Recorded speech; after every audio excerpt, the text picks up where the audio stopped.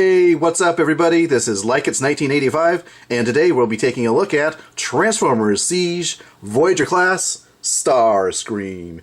Now I have to say that of the figures that I have so far in the Siege line, which I'll list down below, of all the figures I have in the Siege line so far, Starscream here is my favorite. So really happy with him. The reason being is that the joints are really tight, and I don't think there are any ball joints except for maybe in the neck area.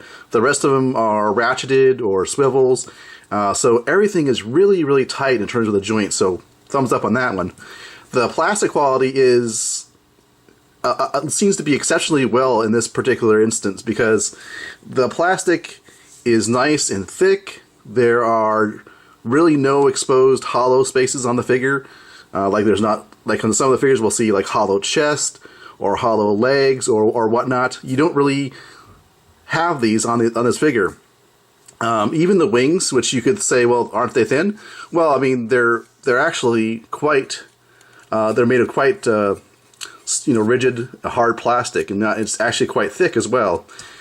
So nothing really here on the figure itself kind of screams, cheap or thin plastic or hollow parts of the body or loose joints. So really, so far, like I said, this is my favorite Siege Transformer I have so far in the ones I have in my collection. So definitely liking this figure a lot. So with that said, let's talk about the weapon accessories. You can see it does come with two weapons, and they are supposed to be like his null rays, I believe.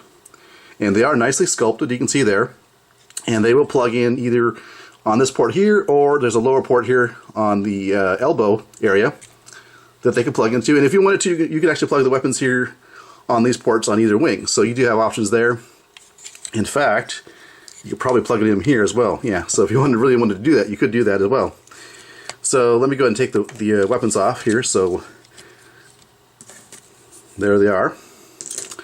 Articulation-wise on this guy, so the head itself, I believe, is on a ball joint. So you got wide range of movement there. And the figure does have light piping. You can see in the top of the head there's that clear red plastic. Getting back to articulation, you got the swivel here at the shoulders. Shoulders go out like that. Swivel at the bicep. Bend at the elbow. There is 360 waist articulation, and that's part of the transformation as well. So you do have that option. You do see as you can break up this cockpit section here if you swivel the waist, but not too bad there. Going to the hips, out to the side, and these are again really strong, stiff joints. Swivel there, bend at the knee, like that.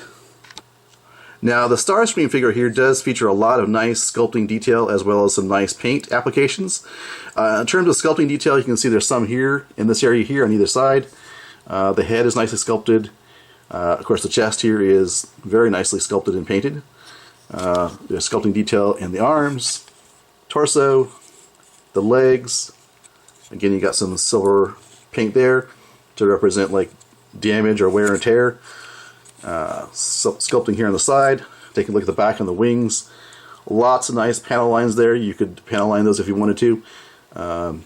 Again, some nice paint detail here on the thrusters. And of course nice sculpting detail as well. Yeah, so really fantastic. Even on these bits right here, there's lots of nice sculpting detail. So again, this is really a sign of the Siege line to have all this nice detailed sculpt. So really cool. Well done, Hasbro. Okay, so let's go ahead and take a look at the transformation into jet mode.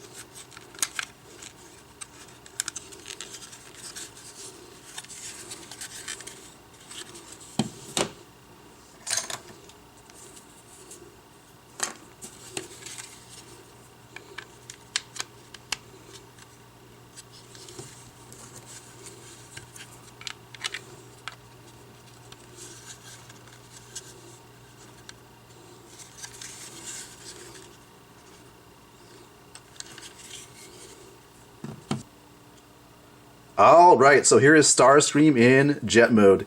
Now, before we take a closer look, let's first do some size comparisons. Let me bring in Lockdown from the movie line. Of course, he's a deluxe, as is Drift.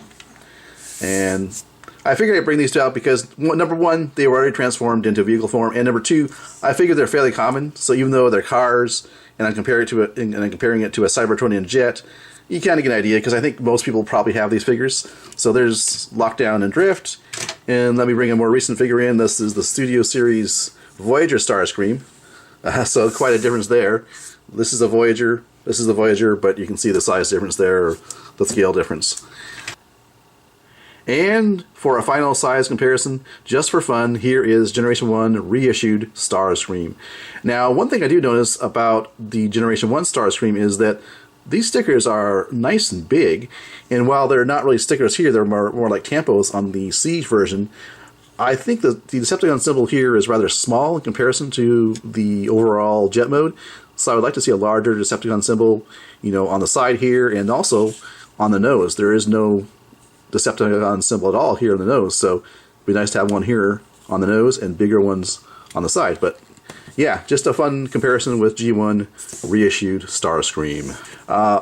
First, I gotta say, everything fits together really solidly. Just like in robot mode, where all the joints were tight, in a similar fashion, all the panels, they really tab into place and make a solid clicking connection when they actually tab into place, and they hold actually. So, really good engineering on Hasbro's part. So looking at the jet mode here, looks really fantastic, and I really like this. I like that Hasbro ventured into this type of Cybertronian jet. We've got plenty of the Earthbound Seeker jets, but this is the first time Hasbro has released a actual, I guess they would call them Tetrajet or Cybertronian jet mode. So really fantastic part, really fantastic that on Hasbro's part that they actually released this as a Cybertronian jet. So yeah, again, lots of nice detail in terms of sculpting panel lines. They have some weathering effect. You can see more clearly here on the wings. Now, I will say that in pictures, this looks, at least in some pictures that I've seen, I've seen it almost look like a brown, which makes it look like mud, but really it's a dark silver, which is really nice. I know some people don't like it, and I can kind of see why, but I think overall it's a good effect. But I can also understand why people would want to maybe remove it and have a clean version of Starscream. So, but yeah, overall I don't mind it. As you can see back here, the chest is part of the vehicle mode, and it's pretty blatant. But I'm not sure how I would do better on terms of integrating the chest so that it's actually hidden, as opposed to just being out like this. I mean, it's better than having like an exposed robot head. That's at least better than that, but it's kind of not really my favorite part of the jet. I mean, you can remove it, certainly.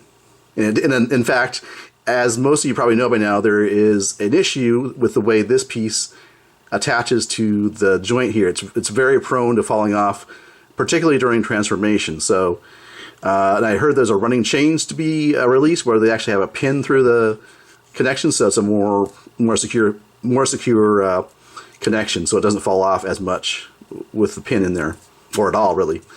But yeah, so design-wise, I'm not a big fan of this, but unfortunately, from the front you don't see it really, and like I say, if it really bothers you, you could remove this, especially now on this particular release without the pin. You can simply just remove it and have it exposed just like that, and I think it looks better like that actually, to remove this chest piece, and you can see it's already falling off. So yeah, but for the sake of the review, we'll leave it on here and just show you how it is. But yeah, nice thruster detail back here. Yeah, it looks fantastic, and like I say, it's really holds together well, taps together well. Nice solid clicks when you actually tap in the wings here and some other places as well. The guns are a little bit loose, and this is kind of the way it is. But they do fit in those holes underneath the wings, as you can see there. And I almost thought there was a way to get this on a flight stand. I'll have to look that up and see, but I don't have a flight stand anyways, so but I thought there was like a peg hole or some way you can do it, or maybe it was just somebody did a fan method of doing that. But anyway, I'll have to look that up and find out. So anyhow, really nice jet mode. So fantastic job. Again, like I say, nice tight panels that fit in together, and in robot mode, nice solid joints. Alright, well, this has been my review of Transformers Siege Voyager Class Starscream. As far as I'm concerned, definitely you should pick it up. You may want to wait again until you see if you can get maybe the version with the revision with the pin in it, but it's really up to you, obviously. So there you go. Thank you for watching, and I'll catch you guys and gals later.